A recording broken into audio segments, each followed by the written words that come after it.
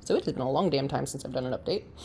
And yeah, so I haven't even looked on the calendar to see how many weeks it's been.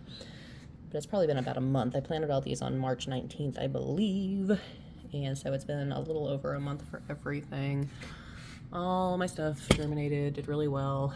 I did only end up with one lemon basil, but it is what it is. I only have 3 ground cherries, which makes me kind of sad, but whatever. That's enough to get food off of.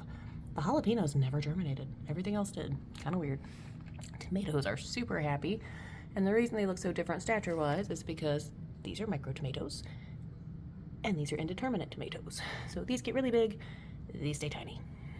And then over here's all my flowers and stuff. Today they spent their first partial afternoon outside to harden off so I can actually get them planted. My dill did not appreciate it. My carnations didn't appreciate it either. They're just really spindly and kind of crummy looking, so I don't really know what's going on to those. I'm gonna do some looking up and see if maybe I just don't have them in the environment they prefer, but I don't think that is the problem. All right, next we will see you outside. All right. So I have this beautiful Lenten rose that my parents bought me for my birthday that I need to put in a pot because apparently it needs to be in partial shade, and the only place it's partial shade is under the oak tree in my front yard where I'll never see it. So yeah, gonna find a new home for it. This cute little thing is an annual, and I didn't realize it, but it's already had 2 seed pods on it that I've collected, so I'll still have them next year. And then I've worked on some of the garden cleanup stuff so far this year. I'm in the middle of it. So like my herb garden's fantastic. I don't really need to do anything to it. And then I've got Nothing's Row. One of my gojis died, so that kind of sucks, but everything else came back and looks great. And then I've got an echinacea right there, and apparently a dandelion, and some catnip, and more catnip, and that is a salvia. That is catnip. That is catnip. Echinacea. And echinacea. If you didn't notice, the catnip spreads like crazy. If you ever need to fill in an area that like something won't grow in, put catnip there. It'll stay forever. And this is one of the beds I worked up today. I haven't decided what I'm putting in it yet. Let's see, these are my onions looking great, having no issue whatsoever. This is where I planted the 20 strawberry plants a few weeks ago. And I have 1 strawberry plant.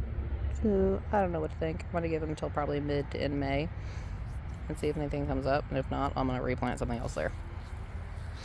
And then over here, my sugar snap peas that have been on the ground since like March 1st-ish or something like that. Doing great. Oh, and that is a bee balm that is also doing great. Nothing over here yet, but I got everything worked on. Bee balm over here is phenomenal, and I need to transplant like all of it, so that's going to be fun because that's going to leave a huge hole in my bed. Happy elderberries. All of my lilacs bloomed. I did not expect them to. And my not my rose bush. My grapevine looks phenomenal. Other elderberry looks good. Let's see. Oh. So this is all of the muscari that has been spreading for ages. And my rose bush. And my daffodils. It really surprised me that all the lilacs bloomed this year because they were small enough. I didn't expect them to bloom for a couple years at least, but I'm not complaining. And it looks super cute with that. And then, oh, there's one more thing. Over here, my husband has had issues seeding this and getting grass to grow, and I'm sick of it being a mud pit because he's had like 6 years. So I seeded a bunch of clover and bee balm and salvias, and look what is growing where the grass constantly refused to. So I did forget to put straw on that side, and unfortunately the rain recently wiped a little seeds to the edges, so I gotta redo that part, but everything else looks great. So yay to no more mud patch. As well as up here around the house where it was bare. There's now seeds of salvia and bee balm and clover. So looks like we've got a lot of clover that's germinated at least. We'll see how it goes.